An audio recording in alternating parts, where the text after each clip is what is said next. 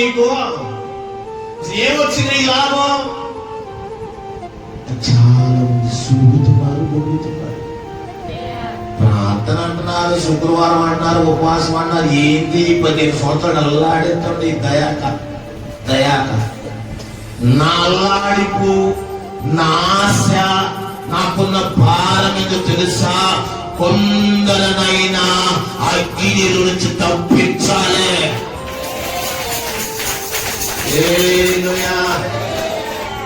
ఆయన అందరికి దేవుడు, నా ఒక్కడికి దేవుడు కాదు, నీ ఒక్కదానికి దేవుడు కాదు. హల్లెలూయా.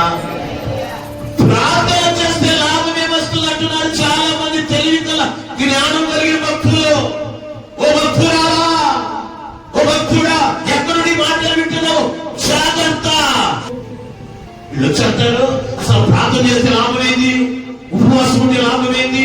విజ్ఞాపం చేస్తే లాభం ఏంది? చాలా మంది భక్తులు నా చెవులు కూడా పట్టాయి. చాలా మంది అడిగారు, ఊరు చాలా గొడవ పోయినప్పుడు, పాస్టర్ గారు నువ్వు 50 రోజులు ఉపవాసం ఉండమంట, ఏది లాభం? ఏం లాభం లేదు నాన్న, నేను బతికుంటే నా లాభం. నేను మా నాన్న బతికించదా? మా అమ్మ బతికించిందా? కట్టుకున్న భార్య బతికించిందా? కన్న పిల్లలు బతికిద్దా? నన్ను ఎవరు బతికిస్తారు? నా బాబు కంచంలో ఉండి మొత్తేస్తారు కానీ బతికించాడు ఒకళ్ళేడు. నన్ను బతికించేవాడు నా దేవుడు. 51 దినం ఉపవాస ప్రార్థన ఎందుకు గడుపుతున్నానంటే నా దేవునికి నాకు దగ్గర సంబంధం.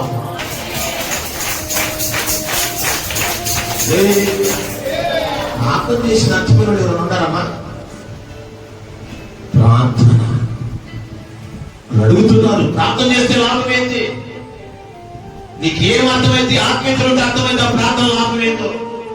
ఎందుకు ఒక దినమంతా 24 గంటలు పట్ట కలుసుకొని ఎప్పుడో సాయంత్రం 3 గంటల సుఖం రాలేదు. ఆ శక్తి నాకు తెలుసు.